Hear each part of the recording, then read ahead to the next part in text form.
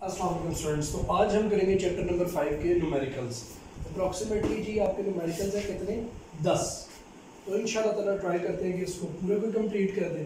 अच्छा, एमसीक्यूज़ में आपको इसके तकरीबन को 6 एमसीक्यूज़ हैं, ये मैं आपको अभी पिक्चर के थ्रू व्हाट्सएप कर दूँगा।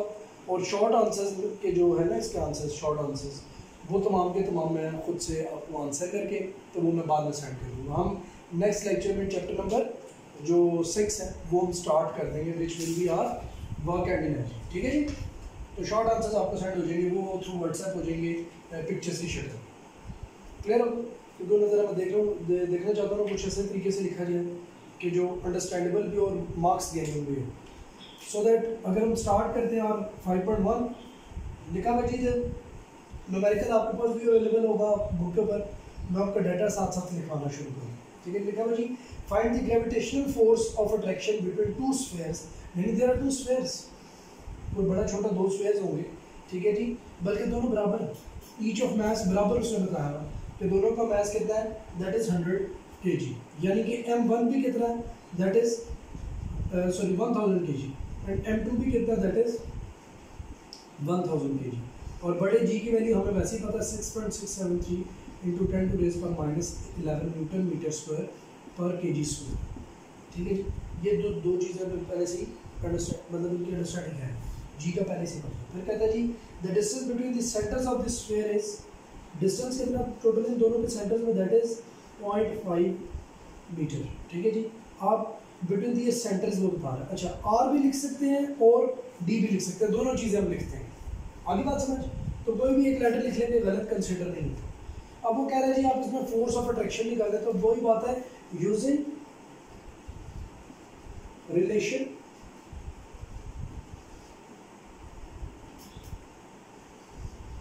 ऑफ लॉ ऑफ यूनिवर्सल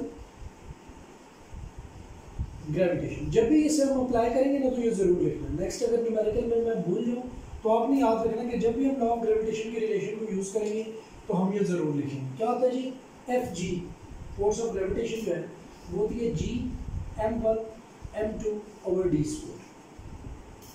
ऐसे so if we apply the values of it, क्या हो जाएगा जी की वैल्यू है 6.673 into 10⁻⁻11 multiply by 1000 multiply by 1000, दोनों मैसेज स्टैंडर्ड यूनिट के अंदर अवेलेबल थे, और 0.5 मीटर उसका square.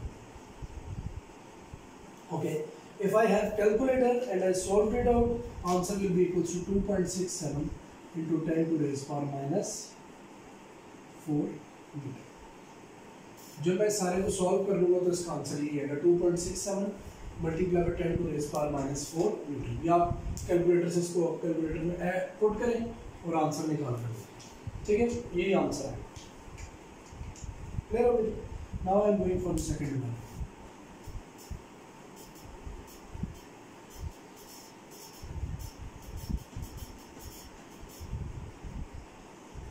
In second numerical 5.2, what is written?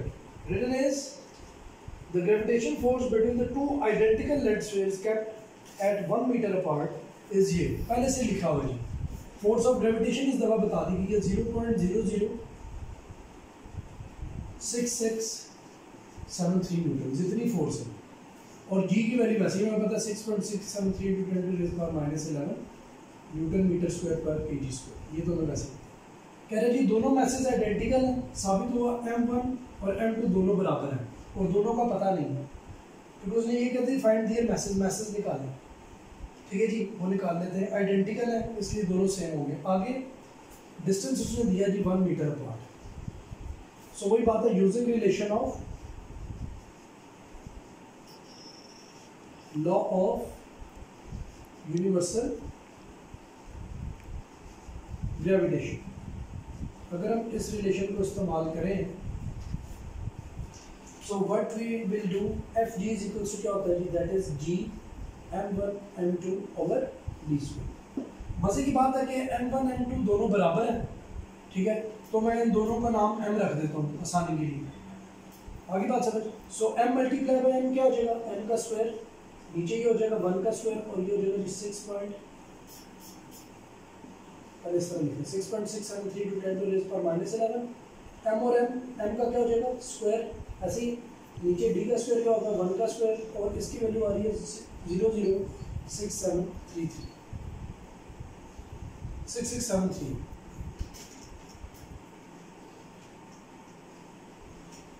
0.006673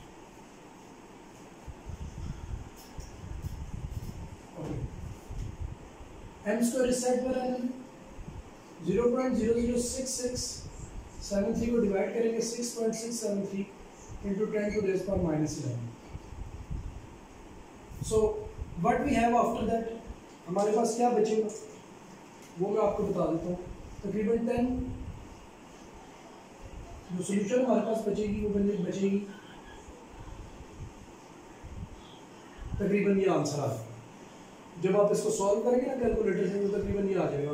10 की पावर में दिया तो 10 की पावर 4 देगा, ठीक है जी. 10 की पावर 8 सॉरी, अगर आप कैलकुलेटर से करेंगे तो 10 की पावर का आंसर देगा तो 10 की पावर 8 देगा. सॉल्व करेंगे ये आंसर देगा. अंडर रूट लेंगे, जब आप अंडर रूट लेंगे तो आंसर आ जाएगा 10,000 kg.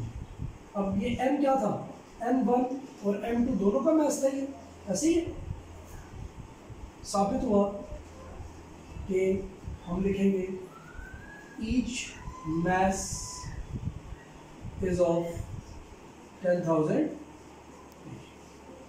दोनों मैसेज में स्टार्ट में कहा था ना, two identical lead spheres, each lead sphere has a mass of 10,000 kg. अब देखें कि 10,000 यानी 10,000 किलो का भी स्फीयर अगर दो है तो कितनी वीक फोर्स है उनके दरमियान.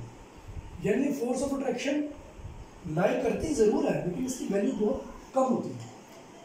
जब हाँ मैसेज बहुत ज़्यादा बढ़ जाते हैं यानी कि उनके बिलियन और ट्रिलियंस ऑफ केजीज के अंदर मैसेज होते हैं, जैसे ज़मीन का अपना मैस इतना बड़ा, वहाँ पर इसकी वैल्यू इतनी होती है कि जिसे ऑब्जर्व किया जा सके. आगे बात सर, ये 10,000 1,00,000 केजी तक फोर्स बहुत वीक है. बात समझ आ रही? तो अब हम आगे चलते. तो ये जो सितारे टूटते हैं ना आसमान पे, उसकी रीज़न भी यही फोर्स होती है.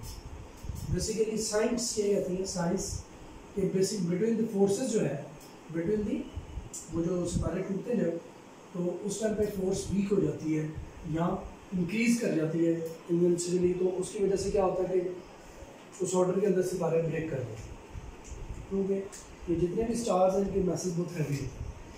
अब आगे बात जी आगे 5.3%. We are going for exercise question number 5.3. Find the acceleration due to gravity on the surface of the Mars. यानी acceleration due to gravity g at Mars निकालनी है. at Earth नहीं है, at Mars निकालनी है. The mass of the Mars is, mass of the Mars कितना बता रहा है? m लिख देता हूँ. mass of Mars कितना बता रहा है? That is 6.42 multiplied by 10 to raise power 23 kg. देखा जाए तो ये ज़मीन के मैस से कम है. फिर है जी एंड इट्स रेडियस इज, और रेडियस बताया जा रहा है इसका कितना है. मिस्टर मार्स पर रेडियस इसका कितना है? That is 3370 kilometres. We can find the value of G. कैसे? Using relation of